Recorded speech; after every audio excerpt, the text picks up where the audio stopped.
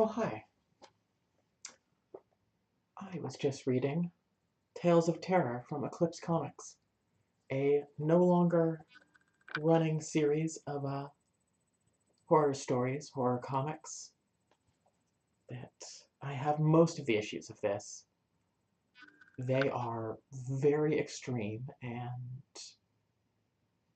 sometimes hard to read, sometimes hard to put up with, but that's something I like about horror anthologies is they go a lot of different places, and sometimes it's great, and sometimes you find a writer who you just hate, which is an interesting experience, I think. I won't be reading from a comic book today, because I don't know, I might try that at some point if I figure it out. I'd have to get a lot of pictures to post to show you guys what's going on, or else just turn pages and hold it up all day, which doesn't sound fun. That's not a great stream, I don't think. Just going to check how my stream is going. Oh, looks good. I have everything running, and I can see chat should anyone decide to chat. You don't have to. This can be a very my voice centric stream. I like that, actually. I like that idea. Excuse me. My ears are important.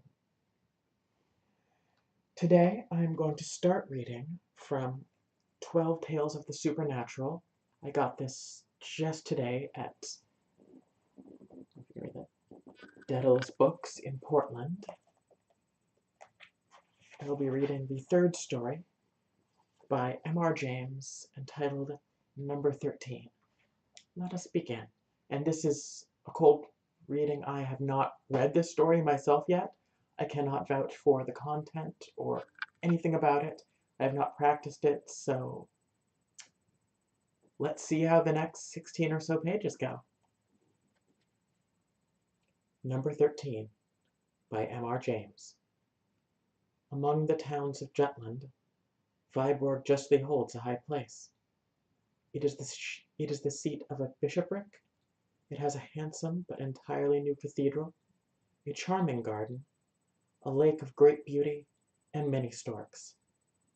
It is near Hald, accounted one of the prettiest things in Denmark, and hard by its finder up, where Marsk-Stig murdered King Eric Glipping on St. Cecilia's Day in the year 1286.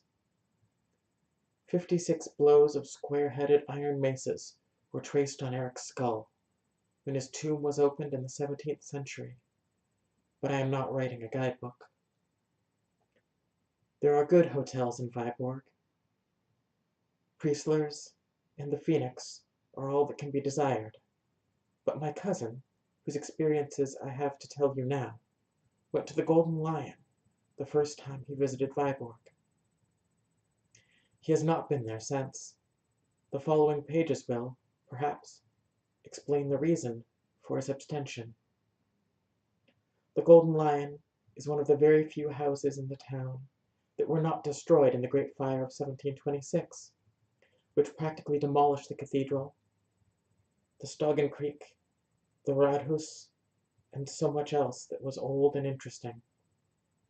It is a great red brick house, that is, the front is of brick, with Corby steps on the gables and a text over the door, but the courtyard into which the omnibus drives is of black and white wood and plaster.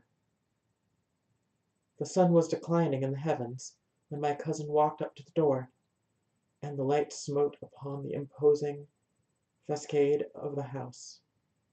He was delighted with the old-fashioned aspect of the place. He promised himself a thoroughly satisfactory and amusing stay in an inn so typical of old Jutland.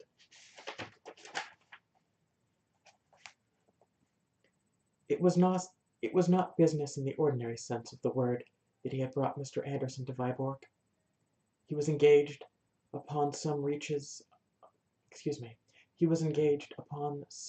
researches into the church history of Denmark, and it had come to his knowledge that in the Rigsarkiv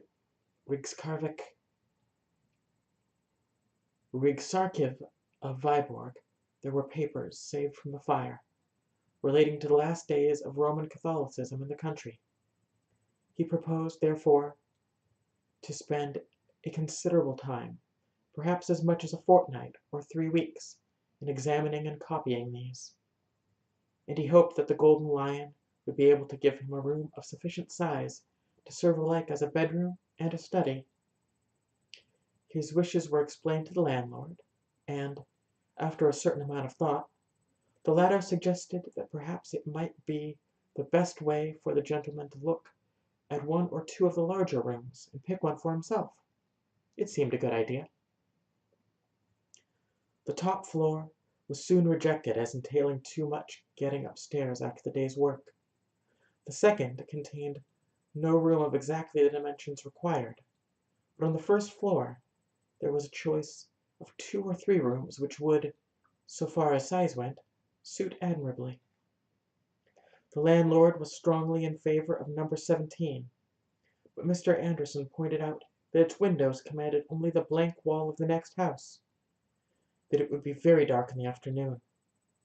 Either number 12 or number 14 would be better, for both of them looked on the street, and the bright evening light and the pretty view would more than compensate him for the additional amount of noise.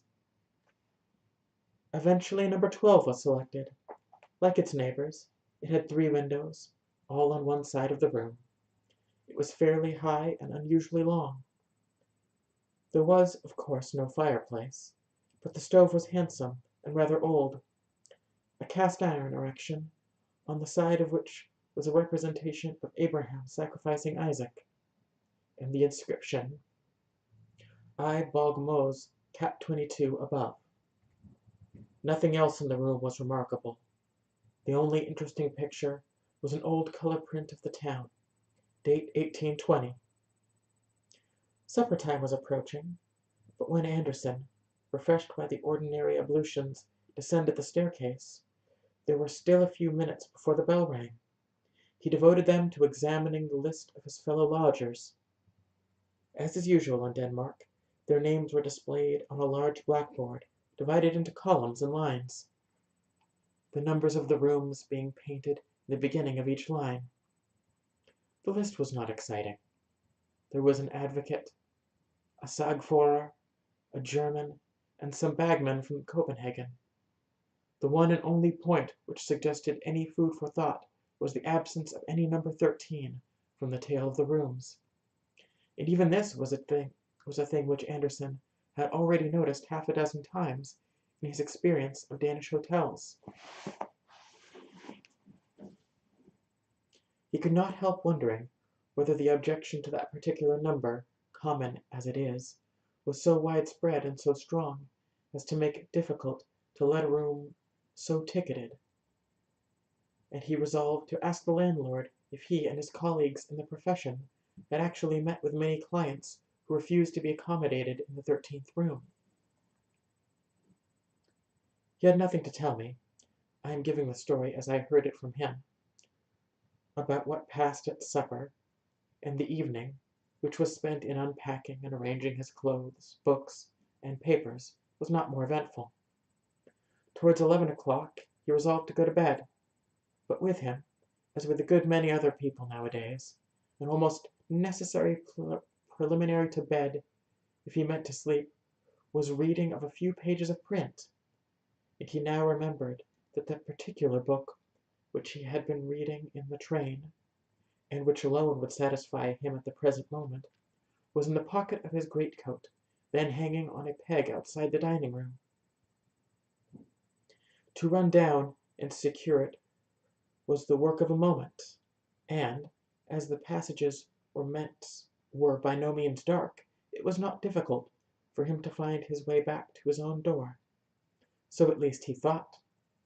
But when he arrived there and turned the handle, The door entirely refused to open, and he caught the sound of a hasty movement towards it from within. He tried the wrong door, of course. Was his own room to the right or to the left? He glanced at the number. It was 13. His room would be on the left, and so it was. And not before he had been in bed for some minutes. He read his wonted 3 or 4 pages of his book, turned over to go to sleep. Did it occur to him that, whereas on the blackboard of the hotel there had been no number 13, there was undoubtedly a room numbered 13 in the hotel. He felt rather sorry he had not chosen it for his own. Perhaps he might have done the landlord a little service by occupying it, and given him the chance of saying that a well-born English gentleman had lived in it for 3 weeks and liked it very much. But probably it was used as a servant's room, or something of the kind. After all, it was most likely not so large or good a room as his own, and he looked drowsily about the room, which was fairly perceptible in the half-light from the street lamp. It was a curious effect, he thought. Rooms usually look larger in a dim light than a full one, but this seemed to have contracted in length and grown proportionally higher. Well, well! Sleep was more important than these vague ruminations, and to sleep he went. On the day after his arrival, Anderson attacked the Rigs. I'm going to get this right on my first try by the end of this story, I'm certain.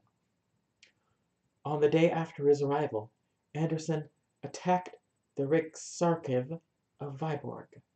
He was, as one might expect in Denmark, kindly received, and access to all that he wished to see was made as easy for him as possible. The documents laid before him were far more numerous and interesting than he had at all anticipated. Besides official papers, there was a large bundle of correspondence relating to Bishop Jorgen Fries, the last Roman Catholic who held the see, and in these there cropped up many amusing and what he called intimate details of private life and individual character. There was much talk of a house owned by the bishop, but not inhabited by him, in the town. Its tenant was apparently somewhat of a scandal, and a stumbling block to the reforming party. He was a disgrace, they wrote. He practiced secret and wicked arts. He had sold his soul to the enemy. It was a piece with the gross corruption and superstition of the Babylonish church that was such a viper and blood-sucking Troldmund should be patronized and harbored by the bishop. The bishop met these reproaches boldly. He protested his own abhorrence of all such things as secret arts, and required his antagonists to bring the matter before the proper court, of course the spiritual court, and sift it to the bottom. No one could be more ready and willing than himself to condemn Mag Nicholas Franken, if the evidence showed him to have been guilty of any of the crimes informally alleged against him. Anderson had not time to do more than glance the next letter of the Protestant leader, Rasmus Nielsen, before the record office was closed for the day. But he gathered its general tenor, and which was to the effect that the Christian men were now no longer bound by the decisions of bishops of Rome, and that the bishop's court was not, and could not be, a fit or competent tribunal to judge so grave and weighty a cause. On leaving the office, Mr.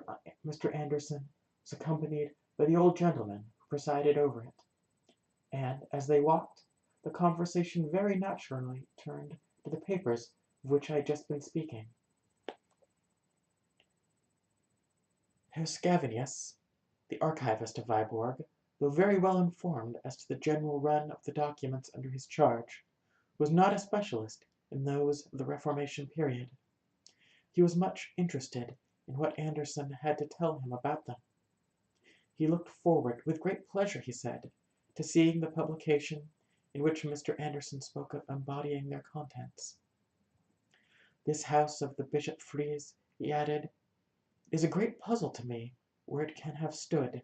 I have studied carefully the topography of old Viborg, but it is most unlucky of the old terrier of the bishop's property, which was made in 1560, and of which we have the greater part in the archive. Just the piece which had the list of town property is missing. Never mind. Perhaps I shall some day succeed to find him. After taking some exercise, I forget how or where, Anderson went back to the Golden Lion, his supper, his game of patience, and his bed. On the way to his room, it occurred to him that he had forgotten to talk to the landlord about the omission of number 13 from the hotel board, and also that he might as well make sure that number 13 did actually exist before he made any reference to the matter.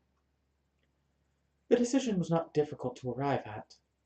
There was the door, with its number as plain as could be, and work of some kind was evidently going on inside it, for as he neared the door he could hear footsteps and voices, or a voice within.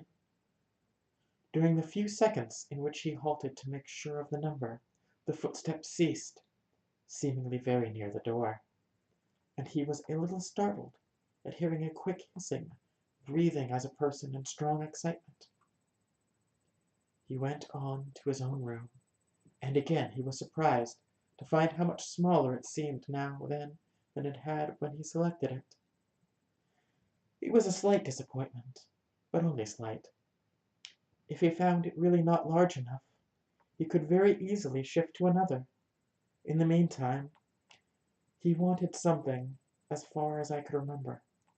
It was a pocket handkerchief, out of his portmanteau, which had been placed by the porter on a very inadequate trestle or stool against the wall at the farthest end of the room from his bed. Here was a very curious thing. The portmanteau was not to be seen. It had been moved by officious service, doubtless. The contents had been put in the wardrobe. No, none of them were there. This was vexatious. The idea of a theft he dismissed at once. Such things rarely happen in Denmark. But some piece of stupidity had certainly been performed, which is not so uncommon, and the stupid must be severely spoken to. I am not familiar with that word, but I kind of like it. Whatever it was that he wanted, it was not so necessary to his comfort that he could not wait till the morning for it, and he therefore settled not to ring the bell and disturb the servants. He went to the window, the right-hand window it was, and looked out on the quiet street. There was a tall building opposite, with large spaces of dead wall, no passers-by, a dark night, and very little to be seen of any kind. The light was behind him, and he could see his own shadow clearly cast on the wall opposite. Also, the shadow of the bearded man in number 11 on the left, who passed to and fro in the shirt sleeves once or twice, and was seen first brushing his hair, and later in a nightgown. Also the shadow of the occupant of number 13 on the right. This might be more interesting. Number 13 was, like himself, leaning on his elbows on the window-sill, looking out into the street. He seemed to be a tall, thin man, or was it by any chance a woman? At least it was someone who covered his or her head with some kind of drapery before going to bed, and he thought must be possessed of a red lampshade, and the lamp must be flickering very much. There was a distinct playing up and down of a dull red light on the opposite wall. He craned out a little to see if he could make any more of the figure, but beyond a fold of some light, perhaps white, material on the window-sill he could see nothing. Now came a distant step in the street, and its approach seemed to recall number 13 to a sense of his exposed position, for very swiftly and suddenly he swept aside from the window, and his red light went out. Anderson, who had been smoking a cigarette, laid the end of it on a window-sill, and went to bed. Next morning he was awoke by the stewpish with hot water, etc. He roused himself, and after thinking out the correct Danish words, said as distinctly as he could, "You must not move any portmanteau. You must not move my portmanteau. Where is it?" As is not uncommon, the maid laughed, and went away without making any distinct answer. Oh, that is a rude thing to be not uncommon, I think. Anderson, rather irritated, sat up in bed, intending to call her back. See, he thinks it's irritating as well. Rude. Irritating. But he remained sitting up, staring straight in front of him. There was his portmanteau on its trestle, exactly where he had seen the porter put it when he first arrived. This was a rude shock for a man who prided himself on his accuracy of observation. How could it possibly have escaped him the night before? He did not pretend to understand. At any rate, there it was now. The daylight showed more than the portmanteau. It let the true proportions of the room, with its 3 windows, appear, and satisfied its tenant that his choice, after all, had not been a bad one. When he was almost dressed, he walked to the middle one of the 3 windows, and almost dressed as he looked to the middle one of the 3 windows, to look out at the weather, another shock awaited him. Strangely unobservant he must have been last night. He could have sworn 10 times over that he had been smoking at the right-hand window, the last thing before he went to bed, and there was his cigarette end on the sill, on the middle window-sill, on the sill of the middle window. He started to go down to breakfast, rather late, but number 13 was later. Here were his boots still outside his door, a gentleman's boots, so then number 13 was a man, not a woman. Just then he caught sight of the number on the door. It was 14. He thought he must have passed number 13 without noticing it. 3 stupid mistakes in 12 hours were too much for a methodical, accurate-minded man, so he turned back to make sure. The next number to 14 was number 12, his own room. There was no number 13 at all. After some minutes devoted to a careful consideration of everything he had to eat and drink during the last 24 hours, Anderson decided to give the question up. If his eyes or his brain were giving way, he would have plenty of opportunities for ascertaining the fact. If not, then he was evidently being treated to a very interesting experience. In either case, the development of events would certainly be worth watching. During the day he continued his examination of the episcopal correspondence, which I have already summarized. To his disappointment, it was incomplete. Only one other letter could be found which referred to the affair of Magnus Franken. It was the Bishop Jorgen Fries to Rasmus Nielsen. He said, "Although we are not in the least degree inclined to assent to your judgment concerning our court, and shall be prepared, if need be, to withstand you to the utmost in that behalf, yet forasmuch as our trusty and well-beloved Magnus Franken, against whom you have dared to allege certain false and malicious charges, hath been suddenly removed from among us, it is apparent that the question for this time falls. But forasmuch as you further allege that the Apostle and the Evangelist St. John, in his heavenly Apocalypse, describes the Holy Roman Church under the guise and symbol of the Scarlet Woman, be it known to you," etc.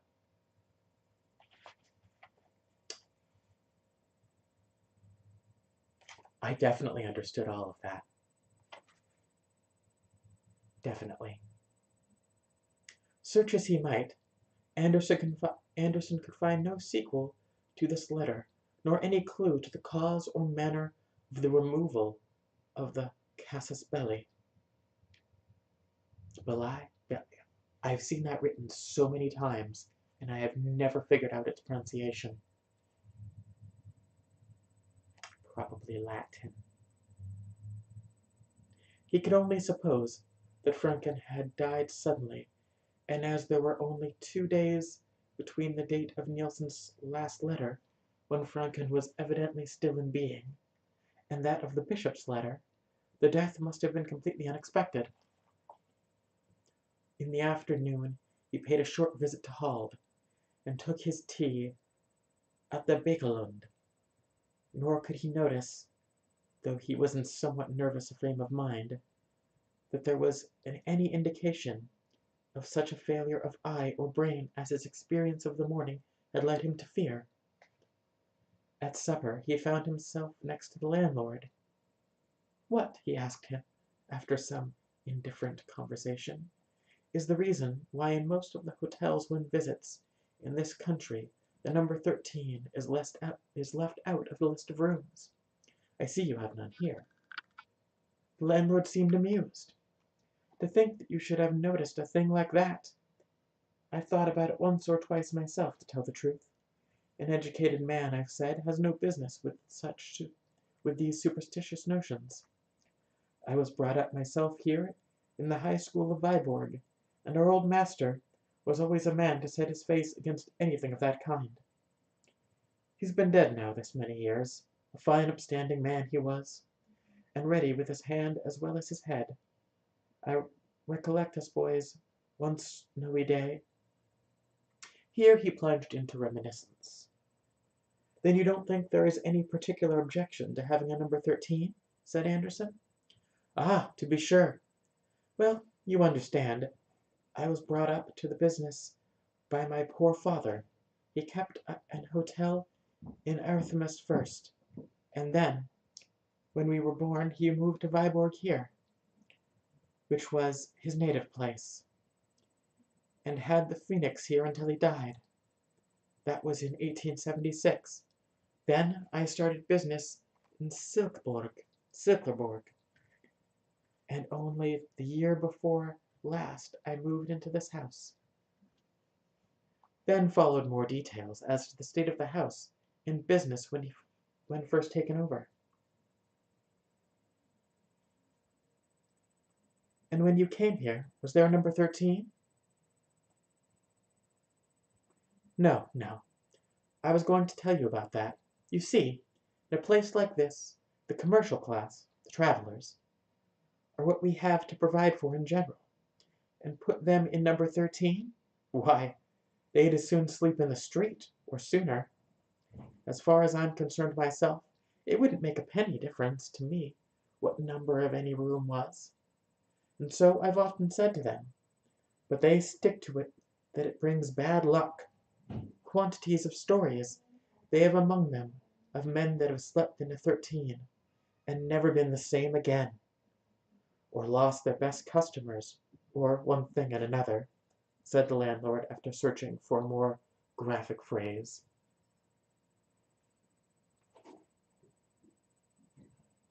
"Then what do you use your number 13 for?" said Anderson, conscious as he said the words of a curious anxiety quite disproportionate to the importance of the question.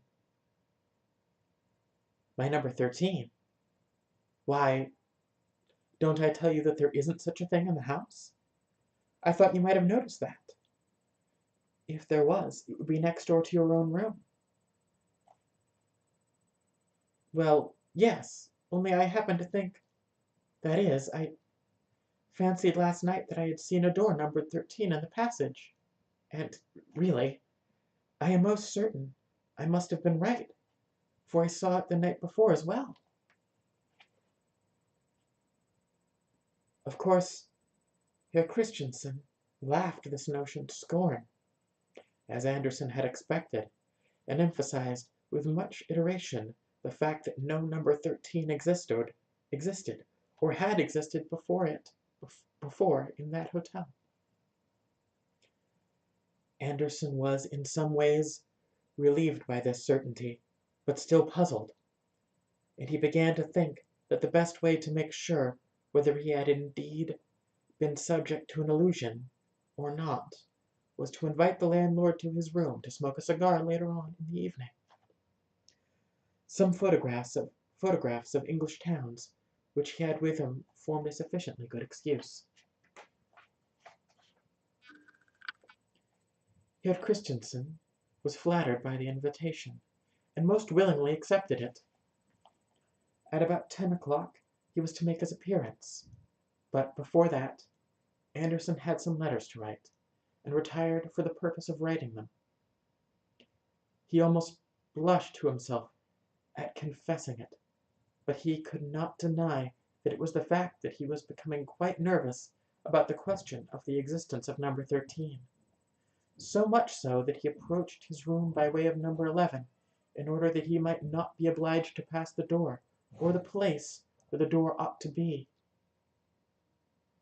He looked quickly and suspiciously about the room when he entered it, but there was nothing, beyond that indefinable air of being smaller than usual to warrant any misgivings. There was no question of the presence or absence of his portmanteau tonight. He had himself emptied it of its contents and lodged it under his bed. With a certain effort he dismissed the thought of number 13 from his mind, and sat down to his writing. His neighbors were quiet enough. Occasionally a door opened in the passage, and a pair of boots was thrown out, or a bagman walked past humming to himself, and outside, from time to time, a cart thundered over the atrocious cobblestones, or a quick step hurried among the flags. Anderson finished his letters, ordered a whiskey and soda, and then went to the window and studied the dead wall opposite and shadows upon it.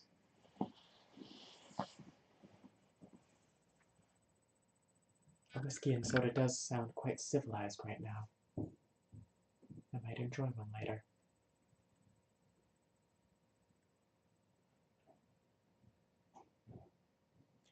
As far as he could remember, number 14 had been occupied by the lawyer, a staid man, who said little at meals, being generally engaged in studying a small bundle of papers beside his plate. Apparently, however, he was in the habit of giving vent to his animal spirits when alone. Why else would he be dancing? The shadow from the next room evidently showed that he was. Again and again his thin form crossed the window, his arms waved, and a gaunt leg was kicked up with surprising agility. He seemed to be barefooted, and the floor must be well laid, for no sound betrayed his movements.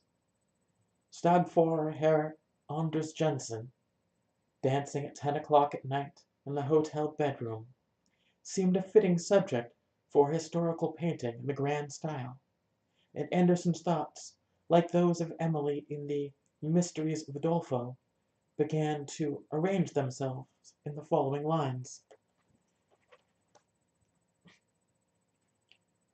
When I return to my hotel at 10 o'clock p.m., the waiters think I am unwell. I do not care for them.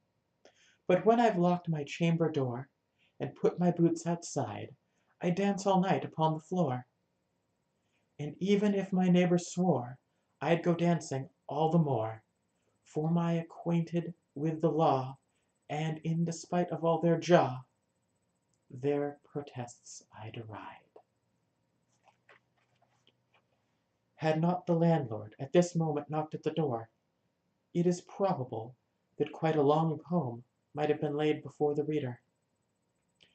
To judge from his look of surprise when he found himself in the room, Herr Christensen was struck, as Anderson had been, by something unusual in its aspect.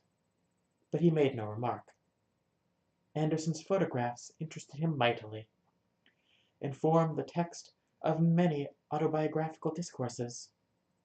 Nor is it quite clear how the conversation could have been diverted into the desired channel of number 13, had not the lawyer at this moment begun to sing, and to sing in a manner which could leave no doubt in anyone's mind that he was either exceedingly drunk or raving mad. It was a high, thin voice that they heard, and it seemed dry, as if from long disuse. Of words or tune There was no question. It went sailing up to a surprising height, and was carried down with a despairing moan, as of a winter wind in a hollow chimney, or an organ whose wind fails suddenly.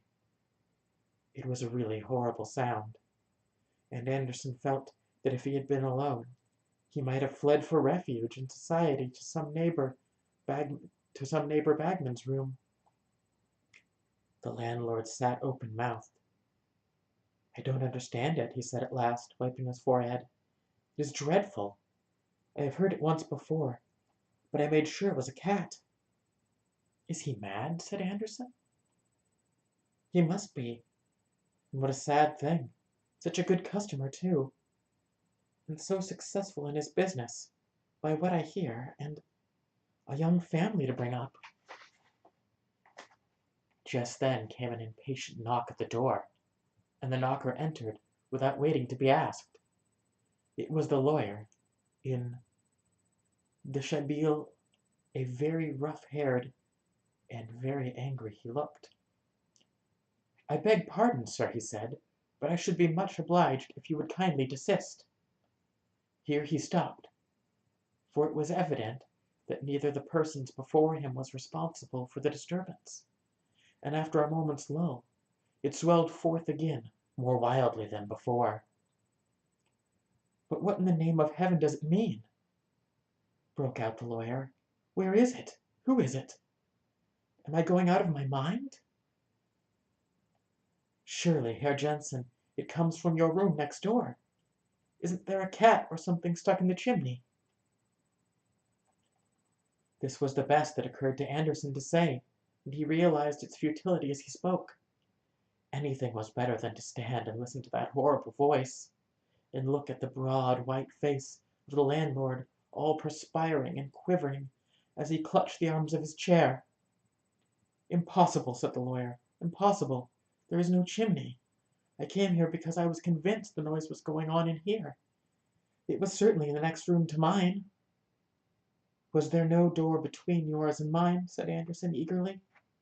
"No, sir," said Herr Jensen rather sharply. "At least not this morning." "Ah," said Anderson, "nor tonight?" "I am not sure," said the lawyer with some hesitation. Suddenly the crying or singing voice in the next room died away, and the singer was heard seemingly to laugh to himself in a crooning manner. The three men actually shivered at the sound. Then there was a silence. "Come," said the lawyer. "What have you to say, Herr Christensen? What does this mean?" "Good heaven," said Christensen. "How should I tell? I know no more than you. Gentlemen, I pray I may never hear such a noise again." "So do I," said Herr Jensen, and he added something under his breath. Anderson thought it sounded like the last words of the Psalter, "Omnis spiritus laudet Dominum," but he could not be sure. "But we must do something," said Anderson. "The three of us. Shall we go and investigate the next room?" "But that is Herr Jensen's room," wailed the landlord. "It is no use. He has come from there himself." "I am not so sure," said Jensen. "I think this gentleman is right. We must go and see."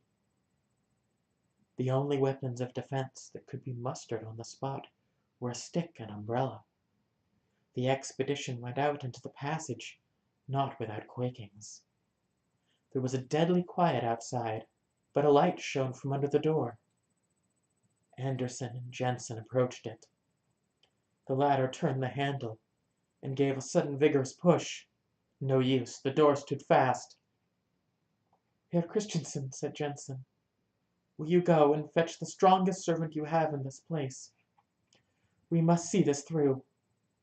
The landlord nodded and hurried off, glad to be away from the scene of action.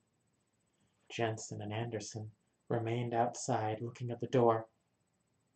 "It is number 13, you see," said the latter.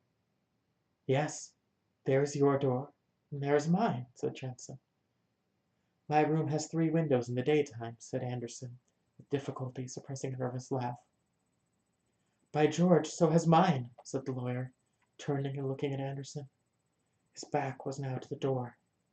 In that moment, the door was opened, and an arm came out and clawed at his shoulder. It was clad in ragged, yellowish linen, and the bare skin, where it could be seen, had long gray hair upon it. Anderson was just in time to pull Jensen out of his reach with a cry of disgust and fright. When the door shut again, a low laugh was heard.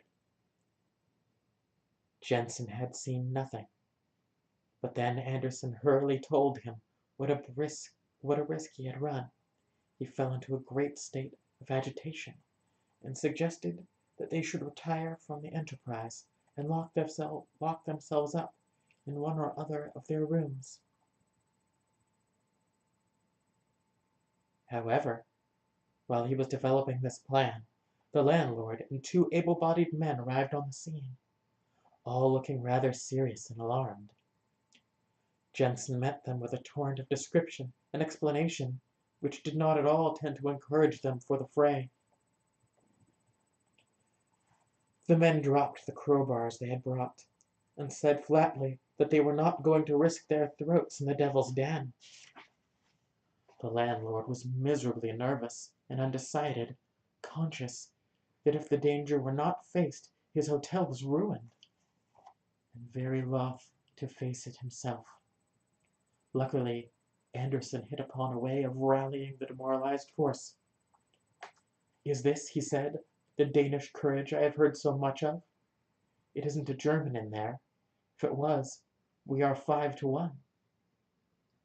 The two servants and Jensen were strung into action by this, and made a dash at the door. "Stop," said Anderson. "Don't lose your heads, or stay out here with the light. Landlord, and one of you two men break in the door, and don't go in when it gives way." The men nodded, and the younger stepped forward, raised his crowbar, and dealt a tremendous blow on the upper panel.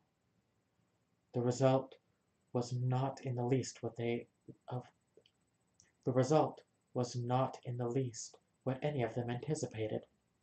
There was no cracking or rending of wood, only a dull sound, as if the solid wall had been struck. The man dropped his tool with a shout, and began rubbing his elbow. His cry drew their eyes upon him for a moment. Then Anderson looked at the door again. It was gone. The plaster wall of the passage stared him in the face, with a considerable gash in it where the crowbar had struck it. Number 13 had passed out of existence. For a brief space they stood perfectly still, gazing at the blank wall. An early cock in the yard beneath was heard to crow, and as Anderson glanced in the direction of the sound, he saw through the window at the end of the long passage that the eastern sky was paling to the dawn. "Perhaps," said the landlord with hesitation, "you gentlemen would like another room for tonight. A double-bedded one?" Neither Jensen nor Anderson was averse to the suggestion. They felt inclined to hunt in couples after their late experience. It was found convenient, when each of them went to his room to collect the articles he wanted for the night, that the other should go with him and hold the candle. They noticed that both number 12 and number 14 had 3 windows. Next morning, the same party assembled in number 12.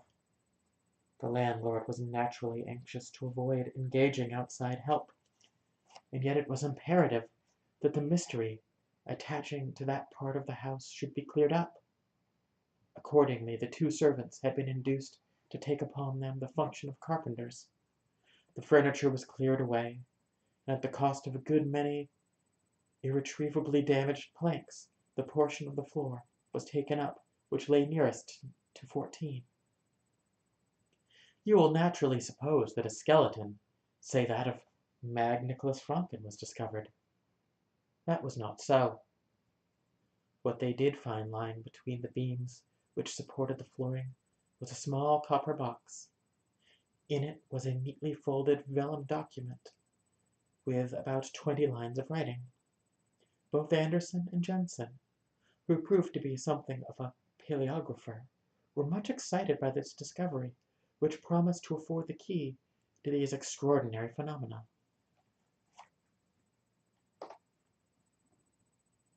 I possess a copy of an astrological work, which I have never read. It has, by way of frontispiece, a woodcut by Hans Sebold Behmen, representing a number of sages seated round a table. This detail may enable a connoisseur to identify the book. I cannot myself recollect its title, and it is not at this moment within reach. But the fly leaves of it are covered with writing, and during the 10 years in which I have owned the volume, I have not been able to determine which way up this writing ought to be read, much less in what language it is. Not dissimilar was the position of Anderson and Jensen after the protracted examination to which they submitted the document in the copper box. After 2 days' contemplation of it, Jensen, who was the bolder spirit of the two, hazarded the conjecture that the language was either Latin or Old Danish. Anderson ventured upon no surmises, and was very willing to surrender the box and the parchment to the Historical Society of Viborg to be placed in their museum. I had the whole story from a few months later, as he sat in a wood near Uppsala after a visit to the library, where we, or rather I, had laughed over the contract by which Daniel Salthenius, in later life professor of Hebrew at Kronosberg, sold himself to Satan. Anderson was not really amused. "Young idiot," he said, meaning Salthenius, who was only an undergraduate when he committed that indiscretion. How did he know what company he was courting? And when I suggested the usual considerations, he only grunted.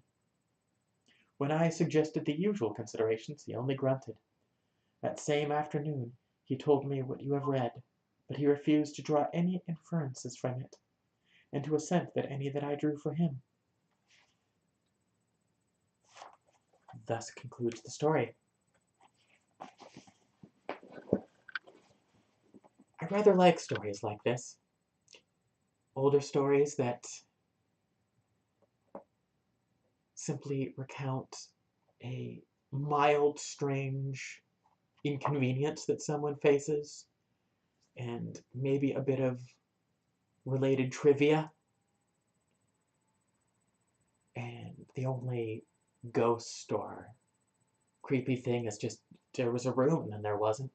Somebody left their hat outside, and you know what? Nobody knew whose hat that was. My God, nobody knew whose hat that was. There is no number 13. I like reading these. It's just I don't know, quaintness to them. It's fun. Anyways, that was today's story, and being it somewhat difficult to read, I think that'll be the only story I read today. Next time, we will actually get around to the Penguin book of vampire stories. Penguin.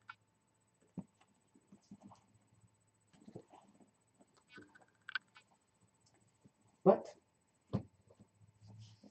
while we're here, I would like to again make a recommendation. And it is once again a manga, because that is part of the kind of nerd I am. Scary stories and manga. Video games and anime. I'm a big nerd. Okay, just clearing that up. Anyways, I am recommending You Can't Read the Title. Phantom, Tales of the Night by Matsuri. It's a series about otherworldly in that comes and goes. I promise it is only very briefly transphobic at the end of the first volume. That's the only time. I don't love that that happens, but I've learned to deal with certain unpleasant elements of fiction, particularly horror, since I just love horror so much, although horror may not necessarily love me back. It's a complex relationship. Anyways, Phantom Tales of the Night is fun, scary, very emotionally affecting. I have cried a couple times while reading some of the stories. I strongly recommend it. Potentially at a Barnes & Noble near you. Alright.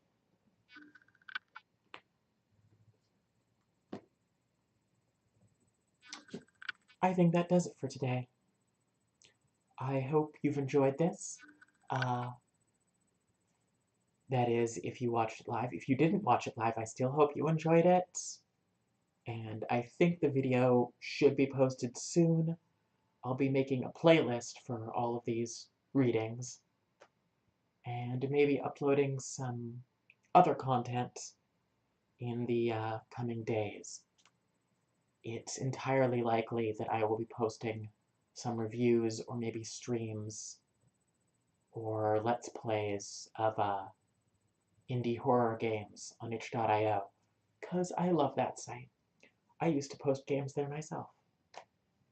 Anyways, I hope you all have a lovely and potentially spooky evening.